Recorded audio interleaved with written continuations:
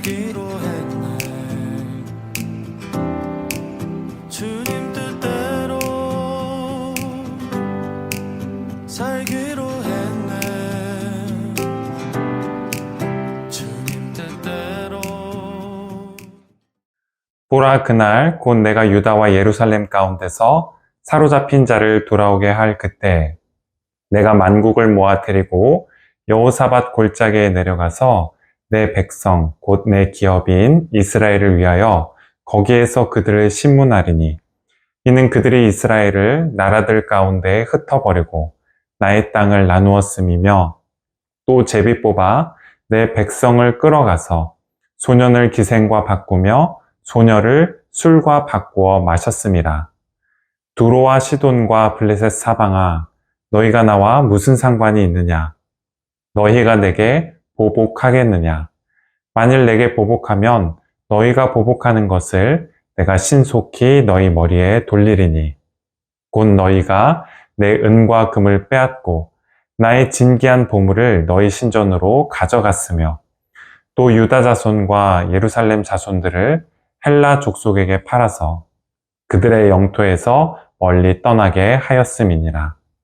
보라, 내가 그들을 너희가 팔아 이르게 한 곳에서 일으켜 나오게 하고 너희가 행한 것을 너희 머리에 돌려서 너희 자녀를 유다 자손의 손에 팔리니 그들은 다시 먼 나라 스밧 사람에게 팔리라. 여호와께서 말씀하셨느니라. 아멘. 오늘 우리가 함께 읽은 본문 요엘서 3장에서 하나님께서는 이스라엘 백성들을 그동안 학대하고 또 괴롭혔던 여러 민족들, 예를 들면 두로와 시돈, 또 블레셋을 불러 심문하시게 됩니다. 그렇다면 하나님께서는 왜 이들을 불러서 이렇게 심문하려고 하시는 걸까요? 그 이유가 오늘 본문 2절 말씀에 나와 있는데요. 바로 하나님의 기업인 이스라엘과 또 기업인 땅을 임의로 차지해서 흩어버리고 나눠버렸기 때문입니다. 요엘서 3장 2절 말씀입니다.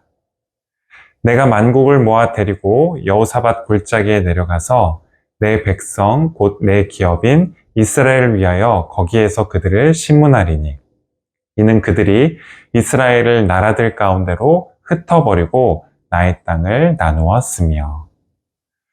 이스라엘과 남유다를 정복한 이후에 아수르와 바벨론은 이스라엘 백성들을 제국 전역으로 흩어버리게 됩니다. 사실 피정복민들 자체를 이곳저곳으로 흩어버린 것 자체가 문제가 되지는 않았습니다.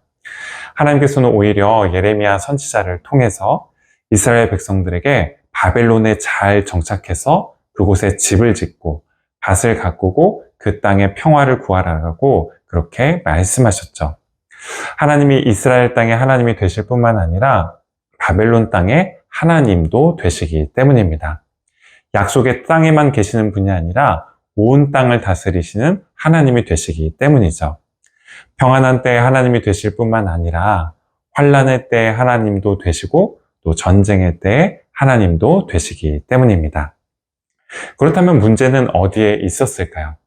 단순히 흩어버렸다라는 데 있지 않았습니다. 이스라엘 백성들을 함부로 대했다라는 데 있었죠. 마치 전리품인 양 마음대로 나누고 또 임의로 처분을 하고 이스라엘 백성들을 학대했다라는 데 있었죠. 오늘 본문 3절과 6절 말씀인데요. 또 제비 뽑아 내 백성을 끌고 가서 소년을 기생과 바꾸며 소녀를 술과 바꾸어 마셨음이니라. 또 유다 자손과 예루살렘 자손들을 헬라 족속에게 팔아서 그들의 영토에서 멀리 떠나게 하였음이니라. 이스라엘은 하나님의 기업이었습니다. 하나님의 기업은 하나님의 것, 하나님의 소유라는 그런 뜻이죠. 그렇다면 이스라엘 백성들이 하나님의 기업이 된다는 게 어떤 의미일까요? 하나님의 백성, 하나님의 소유가 된다는 것이 무슨 의미였을까요? 그 의미를 모세는 출애굽기 15장에서 다음과 같이 노래하고 있는데요. 출애굽기 15장 17절 말씀입니다.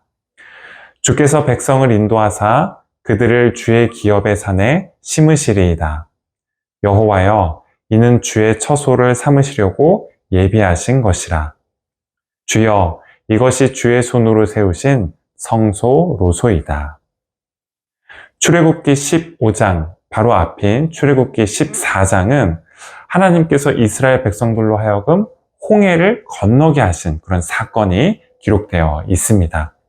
그 놀라운 구원 사건을 경험한 이후에 이어지는 출애굽기 15장 17절 말씀에서 모세는 하나님께서 이스라엘 백성을 하나님이 머무시는 처소이자 또 성소로 삼으셨다라고 그렇게 이야기하고 있는 것이죠. 그런데 하나님께서 이스라엘을 자신의 처소로 삼으시고 또 성소로 삼으신 건 그들에게 무슨 특별한 점이 있기 때문은 아니었습니다. 오히려 모든 민족 중에서 작은 민족이었기 때문이죠. 스스로 자기를 지키고 보호할 수 없는 그런 연약한 민족이었기 때문입니다. 그런데 그런 그들을 하나님께서 긍휼히 여기셨습니다. 애굽에서 노예로 비참한 삶을 살면서 슬퍼하고 탄식하고 있던 그들을 하나님께서 불쌍히 여기셨던 것이죠. 이 점을 모세는 신명기 7장 6절부터 7절 말씀에서 다음과 같이 밝히고 있는데요. 너는 여호와 내 하나님의 성민이라. 내 하나님 여호와께서 지상 만민 중에서 너를 자기 기업의 백성으로 택하셨나니 여호와께서 너희를 기뻐하시고 너희를 택하심은 너희가 다른 민족보다 수요가 많기 때문이 아니니라. 너희는 오히려 모든 민족 중에 가장 적으니라. 하나님은 여러 민족 중에서 숫자가 가장 적은 이스라엘 백성들을 택하셨습니다. 그들에게 은혜 베푸시기를 기뻐하셨고 그들을 자기 백성으로 삼기를 기뻐하셨죠. 그리고 이 점에 있어서는 예수님 역시 마찬가지이셨는데요. 마태복음 25장 40절에서 예수님께서는 모든 사람이 작다고 여기는 이들, 또 가장 주목받지 못하는 이들에게 하나님께서 얼마나 큰 관심을 가지고 계시는지에 대해서 다음과 같이 말씀하셨습니다. 마태복음 25장 40절 말씀입니다.